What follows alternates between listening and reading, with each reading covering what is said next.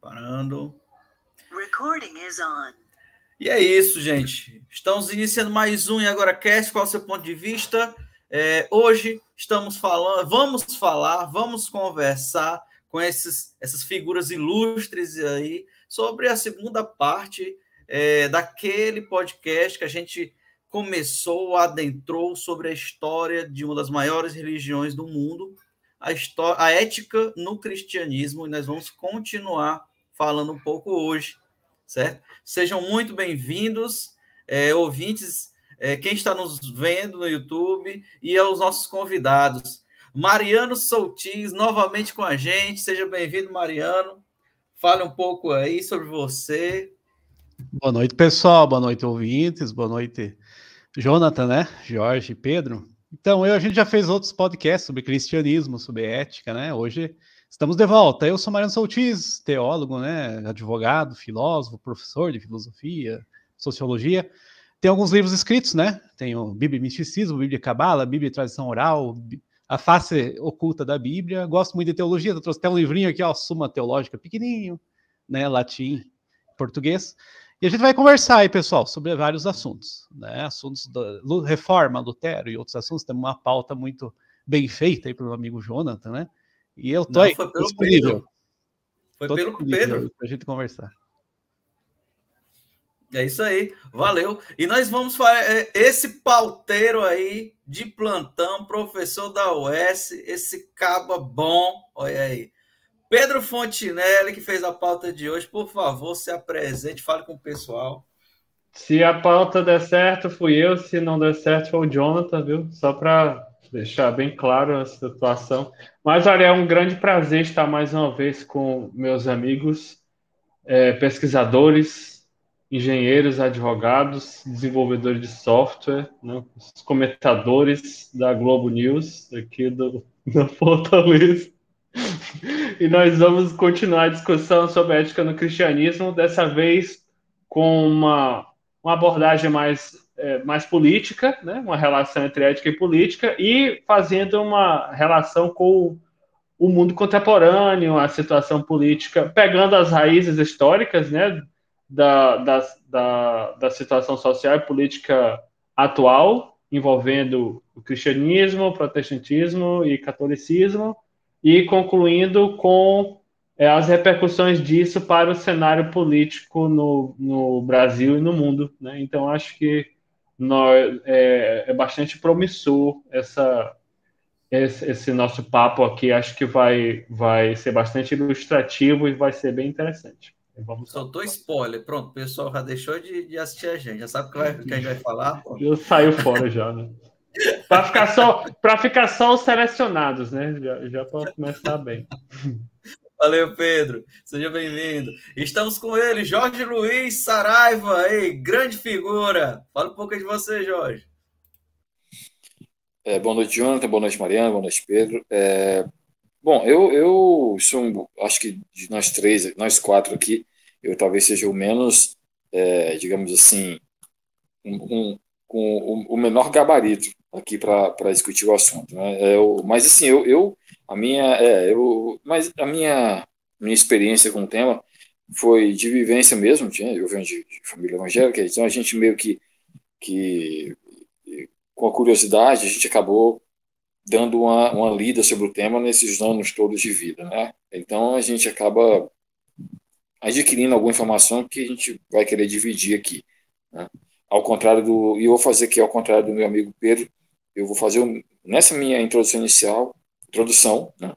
Eu quero fazer o mínimo para não entregar a rapadura toda que nem ele entregou agora. Valeu, Jorge. E é isso aí, gente. Nós vamos, então, iniciar entrando na pauta. Se você está escutando esse podcast, vai ser após os recadinhos. E se você não está escutando, nós vamos começar agora, rapaz. Vamos entrar na pauta, então.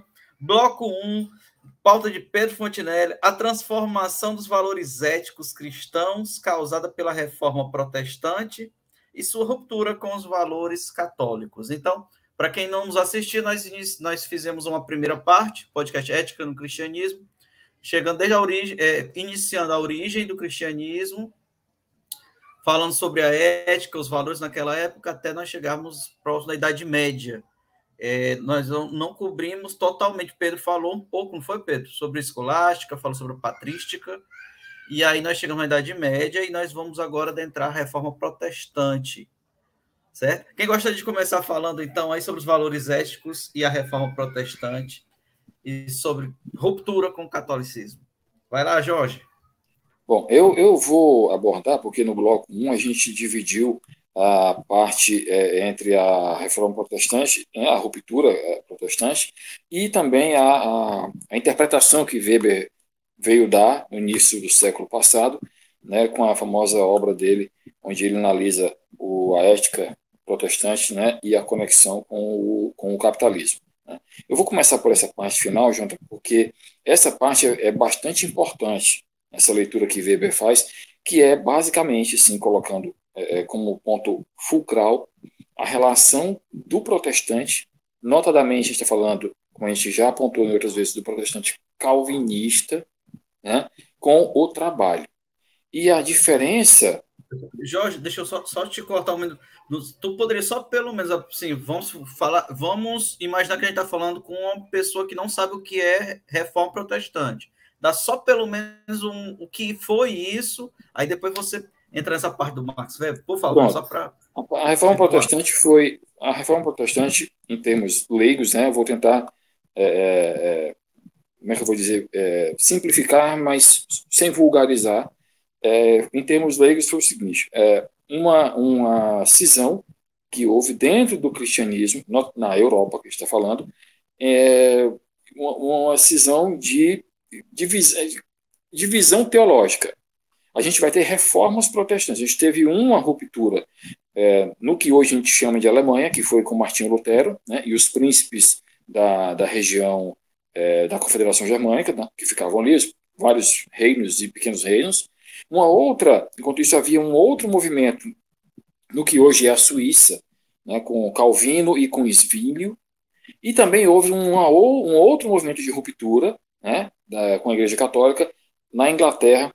Aí já é uma coisa mais institucionalizada, oficialmente institucionalizada, a figura de Henrique VIII, que rompe com a Igreja Católica na Inglaterra, né, usando a desculpa de que ele queria ter mais um casamento. Tá? Então, houve essa cisão porque a Igreja Católica era hegemônica, né? Ela fazia parte do Estado. A gente já pode falar de estados mesmo, porque a gente está falando do século XV e XVI, então a gente já está falando de surgimento dos estados modernos. E a Igreja Católica era a religião oficial, tá? E houve essa ruptura. Repito, essa ruptura não vai se ver, por exemplo, em Portugal, não vai se ver na Espanha. Nos reinos itálicos quase não houve também ruptura. E na França houve alguma coisa, mas na parte da França que fica mais ligada à Alemanha e à Suíça. Novamente, ou essa ruptura foi na Alemanha, com Martinho Lutero, na Suíça, com Zwinglio e Calvino, e também na Inglaterra, né, porque não era Reino Unido ainda, Reino Unido só vai ser constituído em 1801, na Inglaterra com o rei Henrique VIII. Né. Essa ruptura vai fazer com que haja agora uma outra opção de religião, que não apenas a religião católica. Né? Os motivos a gente não vai entrar aqui, porque os motivos de Calvino eram diferentes dos motivos de Lutero, que eram diferentes dos motivos de Henrique VIII. A gente citou aqui dos três. Então, se a gente for entrar no porquê de cada coisa, a gente vai se perder. Mas entre Calvino e Lutero, a gente pode ver que havia uma certa identidade, porque eles acreditavam que a Igreja Católica havia se distanciado dos preceitos de Jesus, tá? A grosso modo, por motivos vários. Eu acredito que eu fui mais claro. E lembrando que Calvino e Lutero são doutrinadores até hoje influentes, inclusive no Brasil, né, com as igrejas luteranas e as instituições calvinistas, inclusive com a sua soteriologia, que é a doutrina da salvação. Doutrina da salvação de Lutero, né, que Lutero escreveu nas suas Institutas de Lutero, não, de Calvino. Calvino escreveu um álbum chamado As Institutas, que são uma coleção de livros onde ele basicamente disserta sobre teologia. E nesses livros ele escreve, por exemplo, sobre salvação, que é uma visão de salvação até hoje influente em em denominações protestantes no Brasil, como a igreja presbiteriana, como algumas igrejas batistas, né, e por aí vai. Que é o quê? Uma vez salvo, salvo para sempre. Né? A salvação, a grosso modo, seria isso. Eu acho que deu para entender, né, Jonathan? Bom, com relação a isso, o que é que Weber, voltando ao início, o que é que Weber vai perceber? Né? Isso, esse livrinho aí. O que é que Weber percebe? Que o protestante, notadamente o protestante calvinista, enxerga o trabalho de uma maneira diferente do católico. E não só enxerga o trabalho, como também enxerga o dinheiro de uma maneira diferente do católico. Eu estou também, novamente aqui, tentando fazer uma simplificação do pensamento de Weber. Ele diz que, por exemplo, entre outras coisas, que o católico enxerga o trabalho como um fardo, né? Como se fosse... isso também você percebe que o trabalho braçal ainda é uma coisa, até a baixa Idade Média, ainda é um tipo de trabalho que é considerado menor. O protestantismo vai aos poucos romper com isso, vai considerando e dignificando o trabalho braçal, inclusive vendo até como expressão, como manifestação divina o exercício do trabalho. Assim, isso vai conversar rapidamente com o capitalismo que está se desenvolvendo e vai encontrar sua revolução, né, que seria a Revolução Industrial, que seria no século seguinte.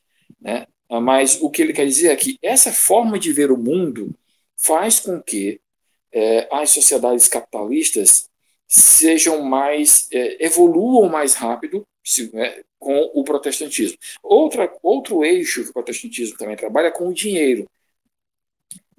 Para o protestantismo não é um problema você, por exemplo, cobrar juros, o que para o católico chega a ser, se eu não me salvo, pecado de usura. Para o protestante isso já não é eu estou dizendo protestante, falando que calvinista, tá? Porque na Inglaterra, por exemplo, isso já vai ter algum probleminha de interpretação entre as diferentes facções protestantes que vão surgir lá. Mas o protestante suíço, por exemplo, calvinista, ele não vai ver problema nenhum, né, em você, por exemplo, cobrar juros, em você emprestar dinheiro a juros. Isso não é pecado, não chega a ser um grande pecado. Tá? Eu acredito que essas são as contribuições iniciais que eu posso dar aqui para o debate. Obrigado. Esse aí foi o que tinha menos gabarito, viu, Pedro? Imagina, viu? Cabra bom. Quem gostaria de continuar falando um pouco sobre os valores? Só um detalhe, antes que o próximo por isso que eu fiz questão de falar primeiro, entendeu? Porque aí entendeu? Essa é a vantagem de falar primeiro. Mas vai lá. Legal. Vai, Mariano. Quer falar um pouquinho dos valores aí? Eu queria falar alguns detalhes, assim, né? O catolicismo. Garoto, aí tem uns clichês também, né? Até a história contada pelos protestantes, né?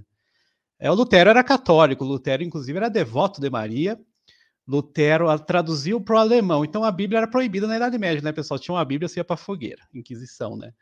Tinha umas traduções antes do inglês, né? Teve o John Huss, se eu não me engano, alguns outros autores ali que traduziram, Wycliffe, acho que também.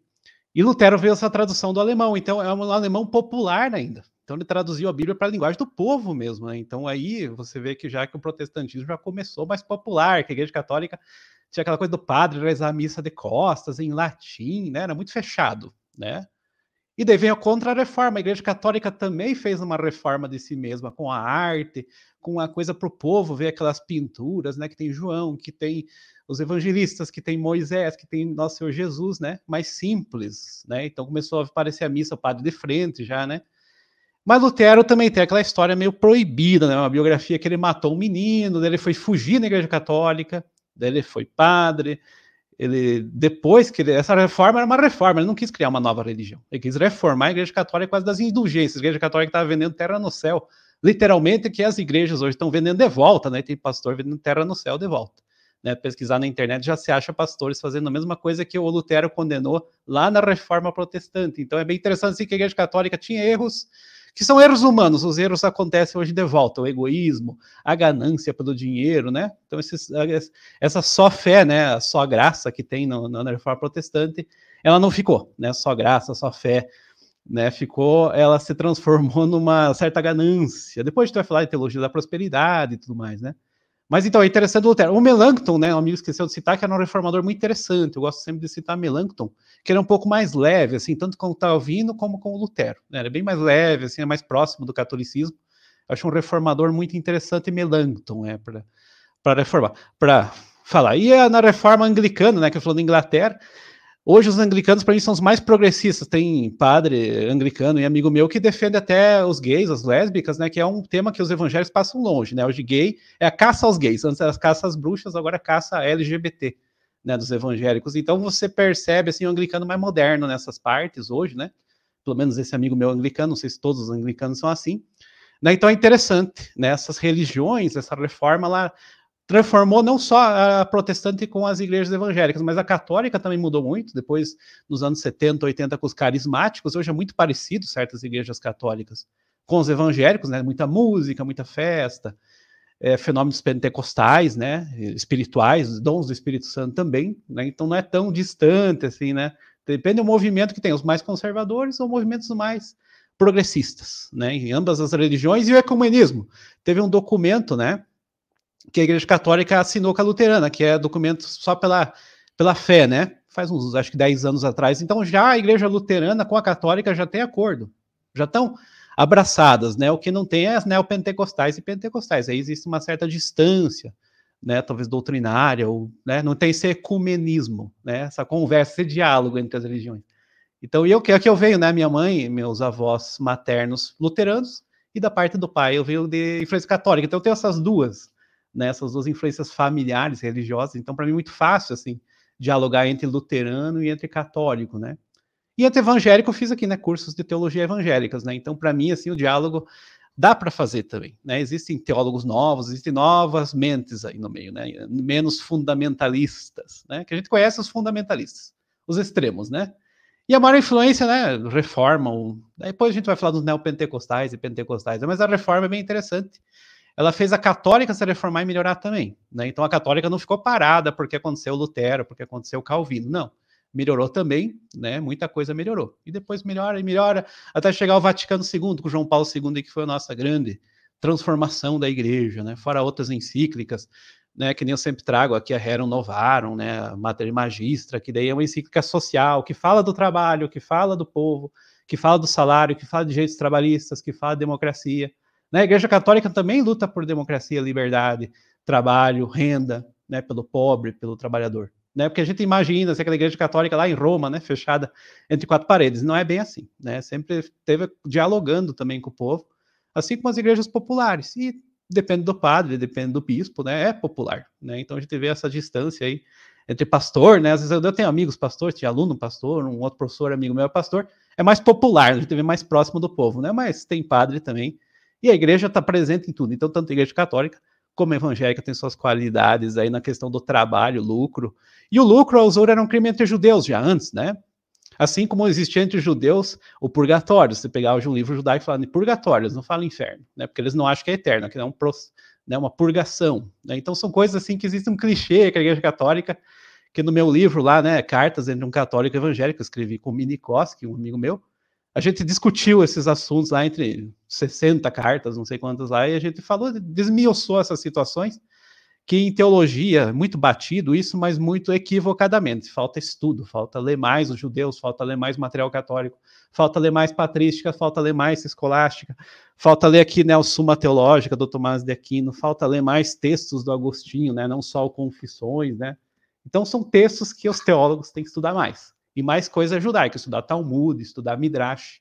Né? Eu sempre vejo assim, acho que a gente tem que estudar mais. Todos nós temos que aprender, né? Mas os nossos teólogos, nossos da televisão, né? Esses teólogos teleevangelistas, eles já têm pronto. Né? Eles fazem ali um PNL, eles fazem coaching, eles fazem... Né? Eles querem agregar mais crentes, mais... E de pregar em evangelho, né, em primeiro lugar. E daí esquecem um pouco da doutrina, esquecem de estudar mais, esquecem da Bíblia, às vezes...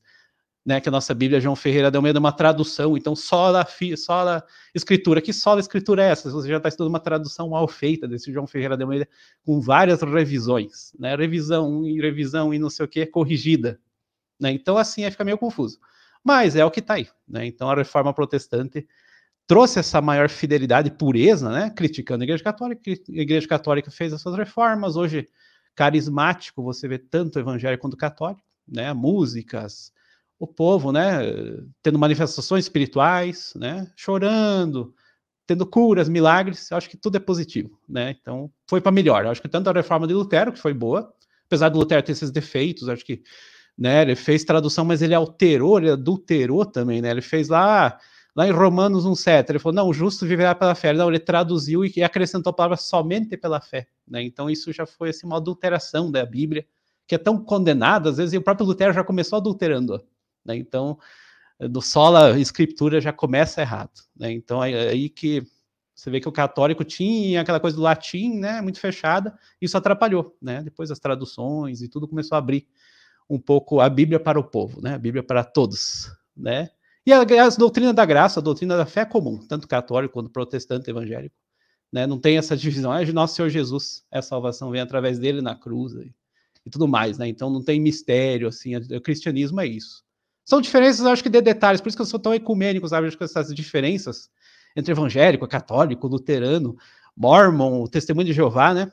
É tudo bobagem, né? Isso aí é uma coisa de teólogo, porque na vida prática você vê os crentes trabalhando pela mesma finalidade, falando de Jesus, falando do evangelho, falando da graça, falando da fé, da cruz, né? E de muita coisa contra o pecado, né? A doutrina é a mesma, só que os teólogos gostam, né? As pessoas gostam dessa briga, e esse ano vai ser uma briga política, né, pessoal? Que no final aqui no nosso podcast a gente vai chegar nesse tema político, então isso é muito triste, né? Às vezes a gente se preocupar com o evangelho, com a fé, com o nosso Senhor Jesus, com amar o próximo, a gente se preocupando em perseguir gay, e brigar com não sei o que é por política, brigar por outro candidato que é comunista, não é comunista.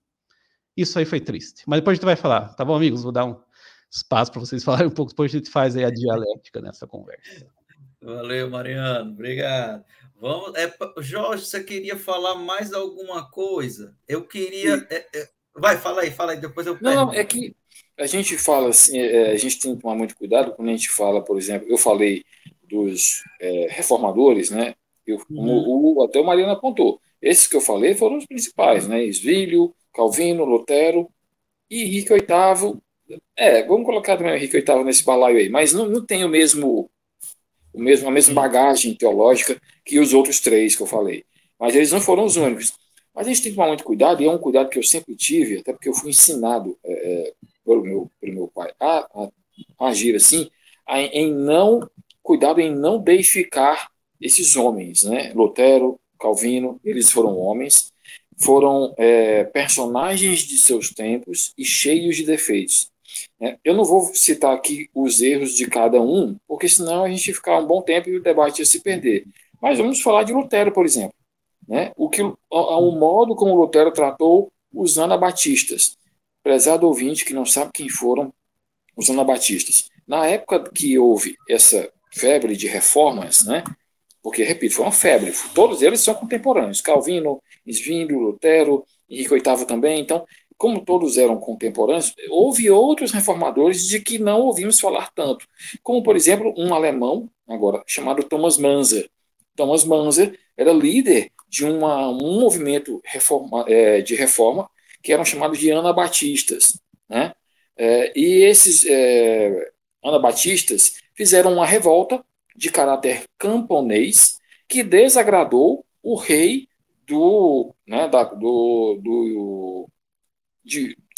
da Confederação Germânica, onde de quem Calvino era um grande conselheiro e fiador. E grande fiador também político, né? Ele emprestava a sua imagem de reformador respeitado ao político. E consultado sobre o que fazer com os anabatistas, ele mandou, em bom português, que passasse por cima deles. Ele não teve nenhum respeito. Simplificando a história, os anabatistas foram aniquilados, Thomas Manzer foi executado, com o beneplácito do senhor Martinho Lutero. Tá? Então, repito, isso vai fazer com que a obra de Martinho Lutero seja jogada no lixo? Não, de jeito nenhum. Né? Calvino também teve os problemas dele também lá na Suíça e sua relação com os poderosos banqueiros da Suíça na época. Então, sim, a gente pode enumerar aqui problemas. Eu não vou nem falar de Henrique VIII. O Henrique VIII esse foi que teve problema mesmo. Mas sempre com o cuidado de não deificar essas pessoas, esses personagens históricos, né? Eles são humanos, né? E, como humanos, cometeram erros. Alguns erros bastante feios, né? Principalmente como esse que eu citei, que é o caso dos anabatistas, Thomas Manzer o beneplácito de Martinho Lutero para que o exército passasse por cima dos camponeses. E, repito, reivindicações que nem eram reivindicações, como é que eu vou dizer, antibíblicas. Tá? Não tinha nada de antibíblico. Eu queria ouvir agora o Pedro Fontinelli. Pedro, a minha pergunta é com respeito ao que o Mariano já nos trouxe aí na fala dele, sobre o movimento protestante, que foram de décadas e que foram de vários grupos. Os três principais pontos focais aí que o Jorge já enumerou foram aqueles mais conhecidos da história, mas existiram outros, né? Existiram os menonitas, existiram anabatistas, existiram inclusive as ordens mendicantes, né, lideradas por Francisco de Assis. A minha pergunta, Pedro, para ti, também nesse ponto da pauta, seria, a reforma ela não pensava em cisão inicialmente, mas reformar a teologia, o grupo de pensamento e até a instituição igreja. Seria isso, né? Mas porque já existia uma cisão entre a igreja apostólica romana e a igreja do Oriente. Isso. E então, o que você acha assim, dessa mudança, desses questionamentos pesados dos valores que estavam, essa questão dos valores que estava sendo tão levantada, né, como a questão do celibato, a questão das indulgências e etc. Você pode falar sobre isso? Bom, destacando a questão dos valores éticos e morais na Reforma Protestante, né? A forma como eu montei a pauta era mais puxando para o lado da relação entre esses valores morais e cristãos com o aspecto social e político. Então, essa foi a meu ânimo aí de montar essa pauta, né? Puxando desde a Reforma Protestante. E então, partindo desse princípio, né, o que eu acho interessante destacar e acrescentar na fala dos meus colegas, né, que eles já trouxeram muitos elementos históricos importantes, né, teológicos, filosóficos importantes, né? Eu queria destacar o aspecto social e político desses valores éticos, principalmente relacionado à questão do trabalho, que é mais ou menos em torno dessa questão que gira essa abordagem que eu tentei trazer. Começando, né, o que eu acho interessante destacar era a forma como os diferentes tipos de trabalho eram vistos historicamente pela Igreja Católica, que era a instituição que, digamos assim, normalizou o cristianismo e transformou em uma instituição global, assim, né? Tomando a Europa como centro do mundo, que a gente sabe que não era, né? Mas em termos de reforma protestante, aqui acaba que a gente faz esse recorte, né, da história do mundo, né, pegando só a parte ocidental, né, desconsiderando um pouco a parte do Oriente, né? Mas fazendo essas ressalvas, né? Então, pegando a Igreja Católica como ocidental, que tomou o papel de grande reguladora e normatizadora dos valores cristãos, né? Como o trabalho era visto, sobretudo na Idade Média, né? E depois a gente pega as repercussões disso na Idade Moderna, partindo do ponto de vista da Igreja Católica. O trabalho, e isso a Igreja Católica, isso que eu vou falar, ela não inventou, né, ela simplesmente se influenciou pela forma como o trabalho era visto já na antiguidade, sobretudo no mundo grego, né? Que era o seguinte: o trabalho braçal, material, sobretudo o trabalho ligado à agricultura, criação de animais, artesanato, manufaturas, né? Você fazer coisas, né? Artefatos, ferramentas, né? E o trabalho ligado ao comércio era um trabalho menor e visto muitas vezes com preconceito pela sociedade. O trabalho valorizado socialmente era o trabalho intelectual. Então, é um trabalho ligado à arte, à cultura, à literatura, poesia, né? Esse era o trabalho. A perspectiva grega do trabalho, né? Isso, que foi tomado, foi continuado pela Igreja Católica na Idade Média. Sim, mas você acha que foi influência de Agostinho, isso? Como? Influência de Agostinho, o sim, platonismo? Sim, fortemente. Influência de Santo Agostinho, né? Não só dele, mas Tomás de Aquino também, já na segunda metade da Idade Média também, que foi Agostinho influenciado por Platão e o Tomás de Aquino por Aristóteles, os dois, as grandes figuras, talvez, junto com Sócrates, né? As figuras máximas ali do mundo grego, filosoficamente falando, né? Então, esse trabalho mais valorizado era ligado ao que já na Antiguidade era chamado, e na Idade Média foi continuado, é chamado de artes liberais, que é a arte do homem livre. É o homem que não precisa do trabalho para sobreviver. Ele é um homem livre, pode se dedicar ao trabalho intelectual. Que artes liberais seriam essas, né? É o currículo que ficou estabelecido principalmente, né, na escolástica, já no finalzinho da segunda metade da Idade Média, né, quando se estabeleceu, né, a Igreja Católica, né, a patrística, que é o início da Idade Média, é uma construção doutrinária da Igreja Católica, né? A segunda metade da Idade Média é a continuidade dessa consolidação com algumas variações, né? E a escolástica, como característica mais forte dessa segunda etapa da Idade Média, é talvez a característica principal dessa continuação. E o que significa escolástica? Escolástica vem de escola, mas escola no sentido acadêmico. Não é a escola do secundarista, ensino médio que a gente tem hoje, né? É a escola que vem mais do inglês, que é scholar. O Google acadêmico, né? No original, ele é chamado de Google Scholar, que é o pesquisador, o acadêmico, né? Então, é daí que vem escolástica, que é o currículo padrão de formação do ser humano. Então, você vai se formar como um ser pensante, um ser intelectual. Então, você vai estudar gramática, você vai estudar arte, música, astronomia, né? Lógica. Lógica, exatamente. É o currículo básico ali que vai... E com a ideia de formação diferente de uma formação que nós vemos hoje a partir da modernidade, continuando no mundo contemporâneo, que a nossa formação intelectual é muito voltada para o mercado de trabalho. A formação do homem medieval não era essa, a formação a visão do ser humano como criação divina, né? Jorge, quer acrescentar alguma coisa?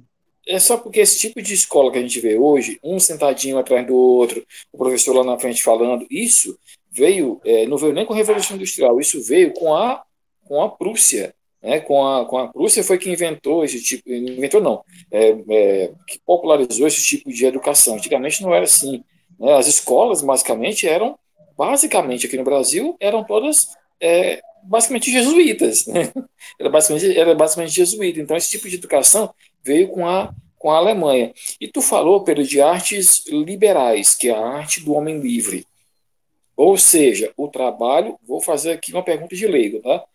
O trabalho braçal está associado, então, ao trabalho escravo, é isso? Ou servo, ou de servo, né? No feudalismo. Então, é um sujeito que é forçado. Aí está muito ligado também à questão bíblica da maldição do pecado original, né, que a partir do pecado original o ser humano é forçado a viver com o suor do próprio trabalho, né? Então, esse trabalho braçal é visto como algo ruim, como uma punição pelo pecado original. Então, os servos, né, a maior parte da população ali estava, digamos assim, a classe mais vinculada a esse tipo de trabalho, que é o trabalho visto como uma expiação de um pecado, que é o pecado original. Já os membros da igreja, né, vistos como figuras mais próximas de Deus, esses se dedicavam às artes chamadas liberais, né, que são as artes intelectuais. Então, o trabalho... o trivium e quadrivium, né? Trivium, isso, a escolástica, exatamente, o trivium e o quadrivium. O trivium, se não me engano, é a gramática, lógica e retórica. O quadrivium, aí vem a astronomia, música e medicina, uma coisa assim. E alguma outra que eu esqueci. Mas, então, essas eram as chamadas artes liberais do homem livre. Só que para você se dedicar a essas artes liberais, você precisa comer, né? Então, alguém está ali exercendo trabalho duro que vai botar a comida na mesa, inclusive na mesa desses padres e monges ali que estão se dedicando ao trabalho intelectual, né? Então, você tinha já esse recorte aí. Uma parte da sociedade, que era uma minoria elitizada, vai se dedicar ao trabalho intelectual, e a outra parte é o trabalho braçal, que é o trabalho dos servos, que é um trabalho menor, é um trabalho fruto de um pecado. Apesar que, então, assim, o conceito de trabalho, só para abrir um parênteses, é tripalium, né? Aquele instrumento de tortura. Então, o trabalho já é um instrumento de tortura. Isso, exatamente.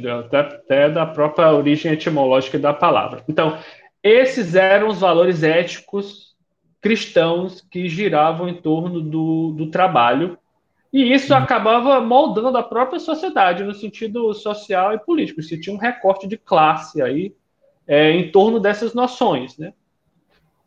A reforma protestante causou uma reviravolta em todo esse paradigma medieval, mudando os pontos de vista.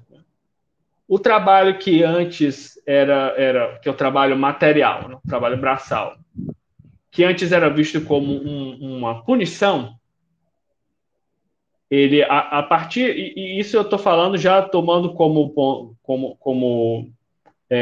discutido questões que os meus colegas já trouxeram, que é a questão do lucro, que foi trazido, foi reabilitado como algo válido e cabível de alguém se dedicar a um trabalho motivado pelo lucro, né? Então, toda essa questão do lucro que acabou sendo viabilizado teologicamente a partir da Reforma Protestante também tem a ver com essa discussão que eu estou levantando aqui. Então, sim, a partir dessa reabilitação do lucro, o trabalho, inclusive braçal, e o que eu quero dizer com o trabalho braçal é que eu já destaquei aqui, que é a agricultura, criação de animais, artesanato, manufaturas, principalmente o comércio também, né? Esse trabalho, né? Ele se tornou algo importante na sociedade. Diga lá, João.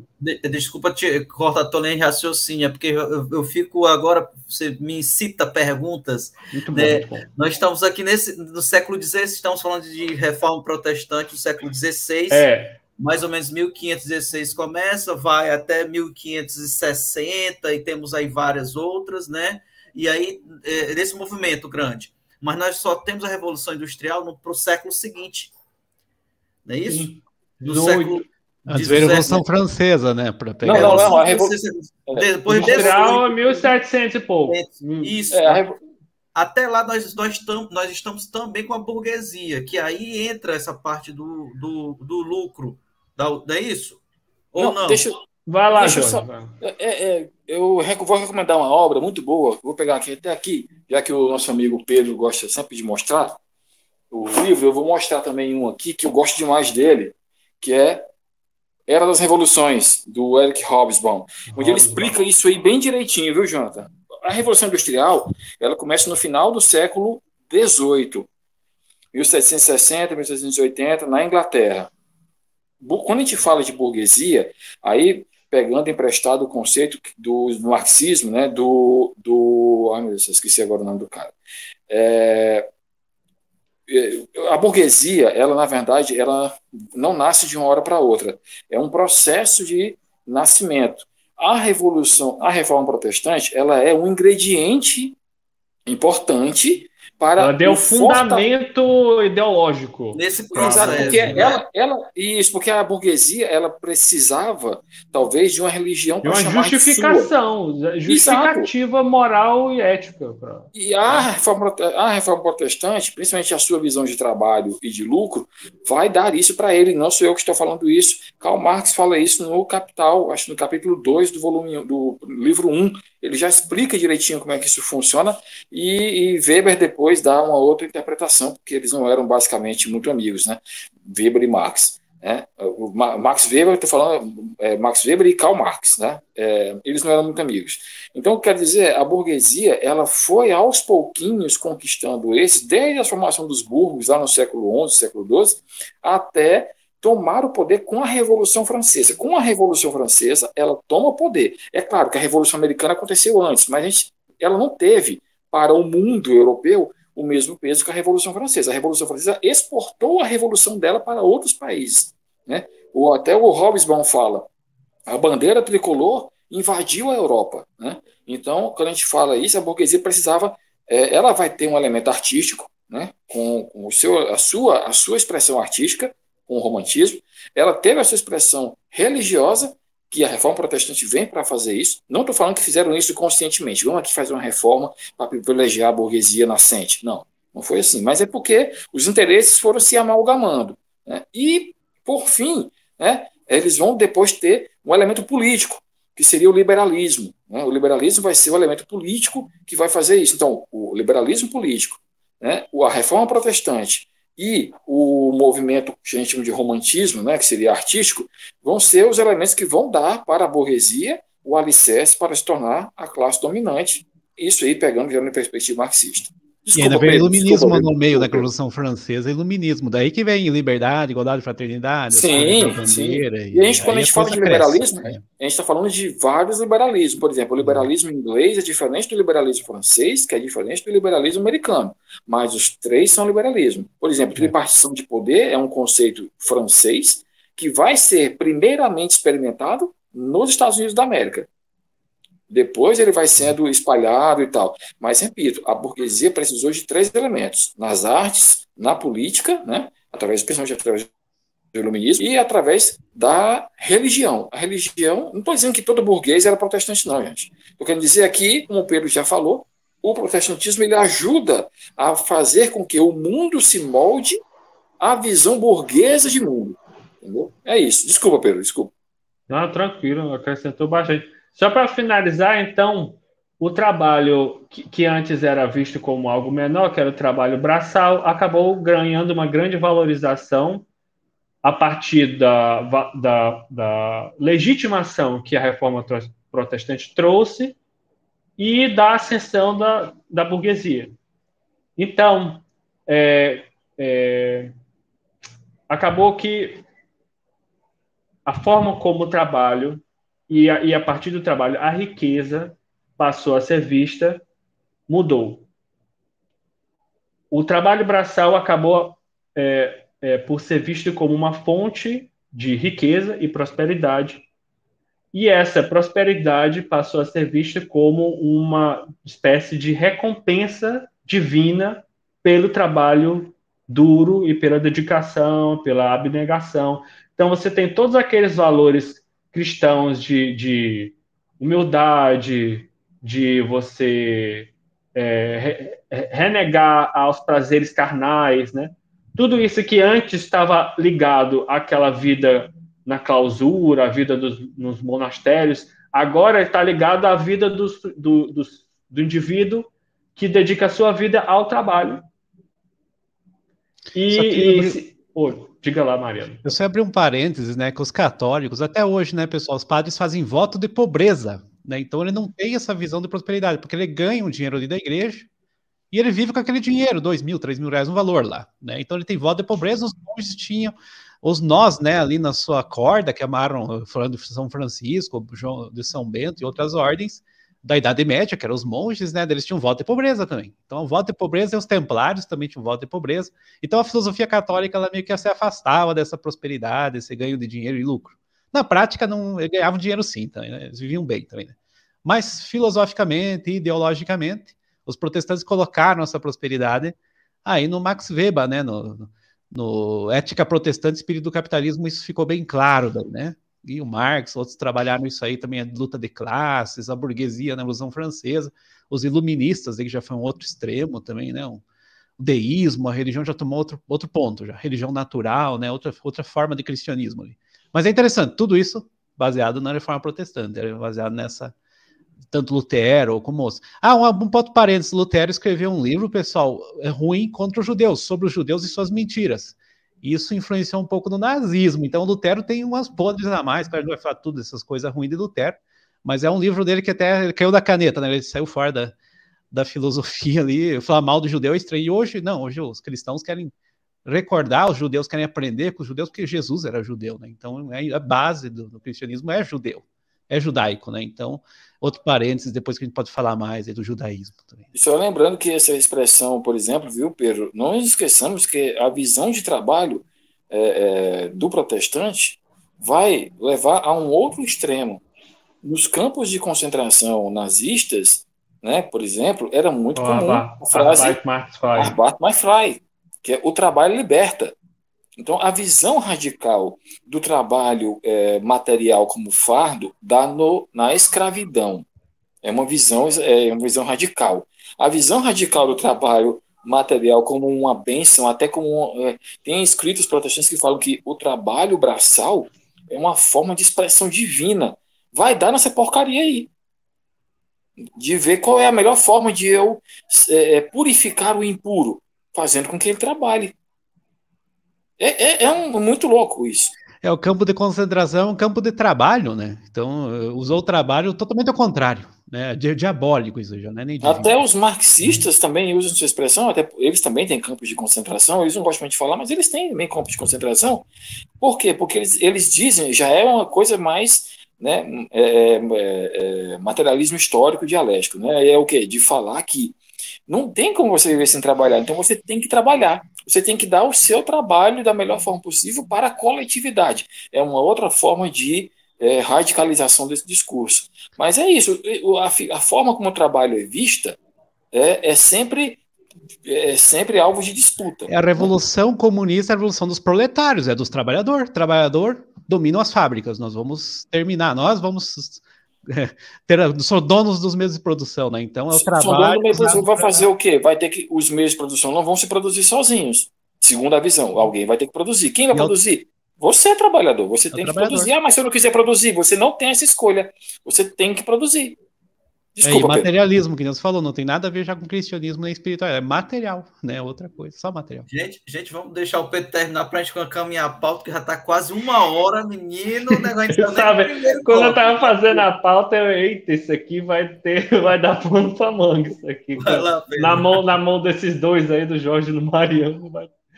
Então, mas, pronto, a gente fizemos uma contextualização histórica aqui da Reforma Protestante. Agora, finalizando com a questão da obra da Ética Protestante e o Espírito do Capitalismo do Weber, né?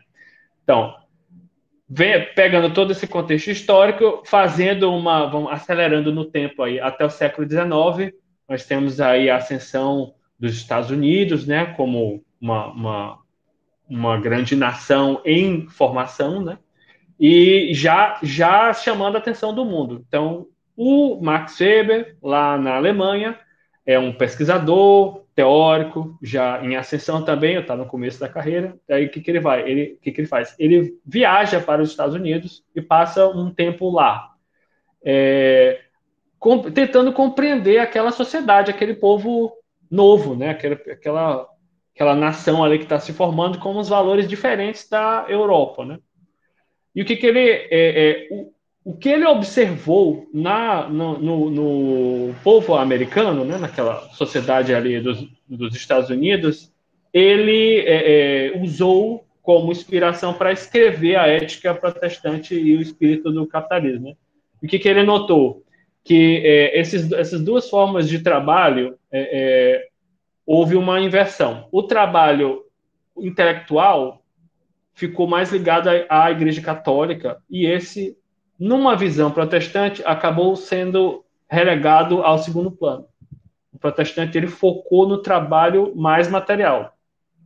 É o trabalho que é um trabalho industrial, trabalho de agricultura, pecuária, um trabalho econômico mesmo, que visava o lucro, né? Então, e o lucro era visto como uma bênção de Deus, como eu já falei, que acabava prosperando os indivíduos protestantes e, consequentemente, esse lucro que ele ganhava, né, como ele era protestante, ele tinha também os valores de ascetismo e de abnegação. Então, ele não usava aquele lucro para, digamos assim, prazeres carnais. Então, ele não gastava com luxo, com festas, com bebida, com prazeres carnais, justamente pelos valores protestantes. Então, o que ele fazia? Reinvestia no próprio trabalho.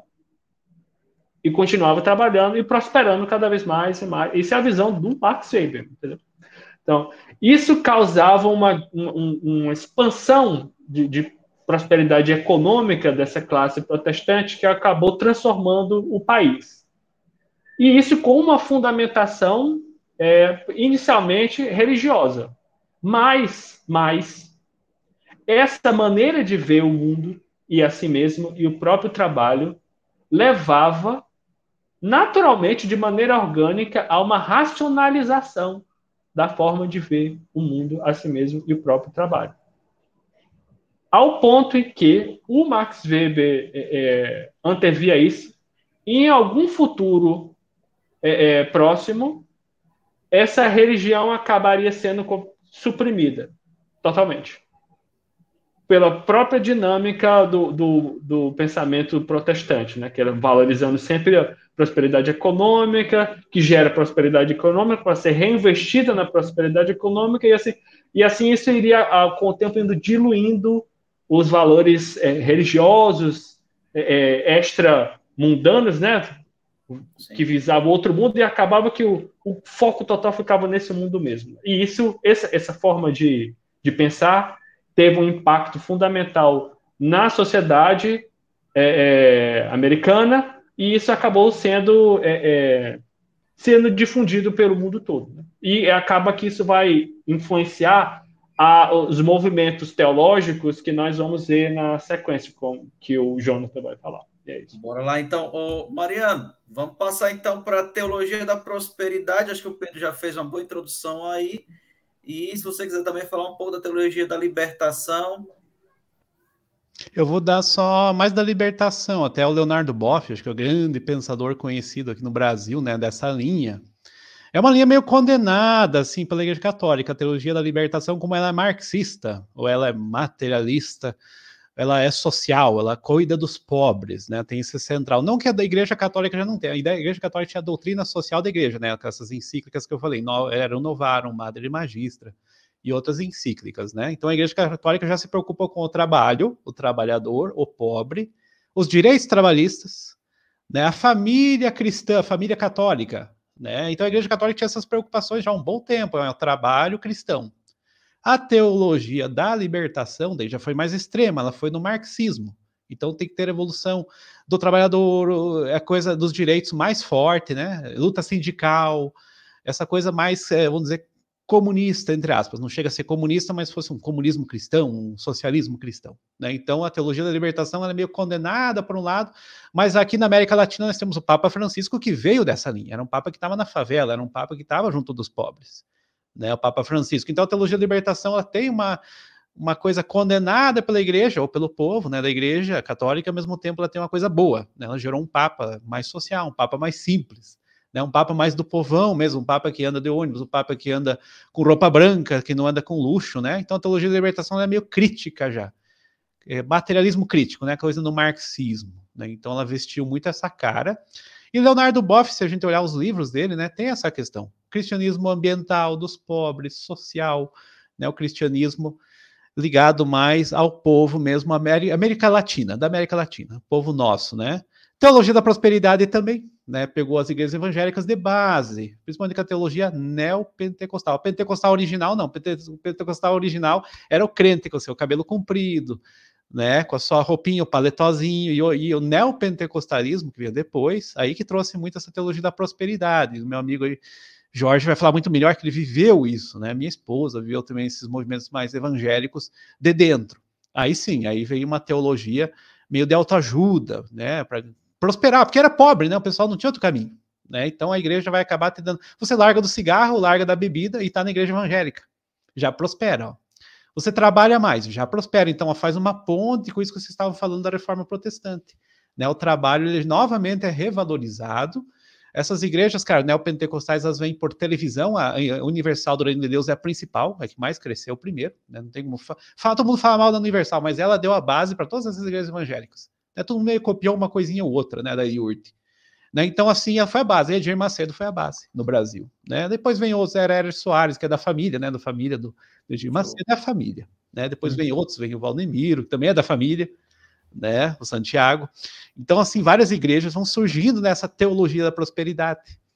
Que daí é uma faca de dois gumes, né? Porque ele vai prosperar, mas ao mesmo tempo ele contribui muito na igreja. É muito dízimo, é muita oferta, né? Muita coisa na igreja que paga também, né? Então a igreja, ela meio que pega muito dinheiro também desse trabalhador cristão, mais uma vez, né? Então o trabalhador que antes era escravo na Idade Média, que era servo, que nem o Pedro falou, agora vira um trabalhador que vai sustentar a igreja, porque ele não gasta em outra coisa, ele não gasta em festa, bebida, balada, né? Ele não gasta em nada, né? Então ele vai gastar na igreja, em música gospel, né? Vai ver o show gospel, né? Então o neopentecostal, o evangélico, né, que hoje se fala, ele é muito vai comprar cara. Livro gospel. Vira tudo muito livro gospel, vira Bíblia traduzida por ministro, né? Uma coisa assim, mistura política, começa a ter corrupção no meio, acaba lavagem de dinheiro e sonegação fiscal, né? Que as igrejas têm muito, assim, né? As evangélicas. Então, o neopentecostal ou da prosperidade é uma prosperidade meio duvidosa, assim, ela vem meio com pecado misturado. Então, o cristão, ele acaba ficando meio duvidoso com isso, né? E o original, não. O pentecostal, que era aquele crente mais tradicional das antigas, a música do crente na original era hinos, né? Hino da igreja e tal. E depois agora virou música gospel. É rockzinho, é música, tem até funk gospel, tem samba gospel, né? Tem tudo gospel hoje em dia, né? Vai do gosto do cristão. Então a coisa mudou muito, assim, né? E você usa a roupa que quiser, tem tatuagem, tem música, né? Tem cantora gospel cheia de tatuagem. Né? Então mudou muito, assim, o perfil pessoal também desse trabalhador ou desse cristão que veio lá da reforma, criticando muita coisa. E hoje não, hoje ele quer ter carro novo, quer ter casa nova, ele vai dar o testemunho na igreja que eu tenho 3 empresas, né? Então a prosperidade, esse dinheiro todo, toma um outro lugar, vira novamente uma usura, vira novamente uma ganância. Aquele pecado capital, né, que tinha da avareza, que os católicos até tinham isso, hoje é o contrário, né? A avareza virou uma qualidade desse crente. Né? Eu ganhei muito dinheiro, eu trabalhei, eu tenho 3 empresas, só que quando ele explora o trabalhador, quando ele faz um pecado, de uma certa forma, ele não vê. O negócio é perseguir hoje gays, aí contra gay. Antes perseguia as bruxas, né, na Idade Média. Hoje é caça aos gays, né? Então o evangélico virou de caçador de bruxas para caçador de gays, né? Então qualquer coisa, antes era tudo bruxa, hoje em dia é tudo gay comunista. Virou a caça diferente. Então esse tipo de confusão aí que você tem, esse pecado mesmo aí, esse anticristo, anti-messias, porque o Messias é um salvador, né, pessoal, o nosso Senhor Jesus. E se inverteu, né? O Jesus agora virou o perseguidor dos gays, né? Então, assim, tristemente, hoje os cristãos estão vestindo essa cara com política. No final, a gente vai falar aí de... A gente vai chegar já, Mariano. Calma aí. Começa já. Os movimentos conservadores vêm essa direita cristã norte-americana com George Bush, que fala guerra, com o Trump, que faz um monte de bobagem, né? Fala bobagem. Persegue os latinos, que eles chamam lá. Latino não entra aqui nos Estados Unidos, né? Então, isso é cristão? É estranho, né, pessoal? O cara com a Bíblia na mão falando que latino não é nos Estados Unidos. Né? Então, esse tipo de coisa anti-humanista, contra direitos humanos, a coisa da arminha, né, essa coisa do armamento forte do americano, agora do brasileiro, mostra um cristão, um evangélico, ou teologia da prosperidade muito equivocada. E da libertação também, né? Esse movimento, às vezes, meio comunista, meio social, materialista, vira meio confuso, tá meio apagado, assim, acho que a teologia da libertação, fora o Papa Francisco, né, mas acho que a da prosperidade tá muito viva, e Jorge falou ainda que tem uma teologia agora dos coaching, né, então virou da prosperidade para coaching, uma transformação atual das igrejas evangélicas é muito forte, né? Então mudou já o foco, não é tanta prosperidade, agora é coaching, né? Então a coisa modernizou, ficou uma coisa mais aí de investimento agora, né? Então as pessoas já têm o que investir, elas cresceram com governos de esquerda, né? Elas prosperaram e agora cuspiram no prato. Agora esse governo de esquerda é comunista, né? Eu virei classe média C, né? Porque eu era da classe D, E, F, não sei lá que classe as pessoas eram. E a coisa tá voltando, né? Nem carne e leite as pessoas podem comprar mais. Então, assim, vira um ciclo também desses povos latinos, povos pobres. As igrejas evangélicas na África também sofrem, às vezes, o povo já viu que é uma espécie de estelionato, né? Eles fazem muita enganação. O africano é mais esperto que o latino, parece, né? Então lá eles não passaram, Nigéria, não entram muito forte lá. As igrejas evangélicas aqui não, né? Parece que a gente tem uma certa malandragem brasileira, a gente combinou, assim, a gente tem uma visão parecida com essa teologia da prosperidade, né? Então vou enriquecer a qualquer custo. Aí sonega imposto, aí tem um jeitinho, aí não ajuda os irmãos, né? Porque se ajudasse o crente, né? Outro irmão não ajuda, ainda fica dando golpe e tomba no outro irmão, né? Que eu já vi umas histórias assim de algumas pessoas, então é bem estranho, assim, como e o cara carrega uma Bíblia dentro da mala e faz estelionato por aí, né? Então tem coisa assim triste, né? Não é, o crente em geral não é assim, o crente é uma pessoa muito legal, mas tem pessoas no meio aí que se aproveitam, né? Enganam.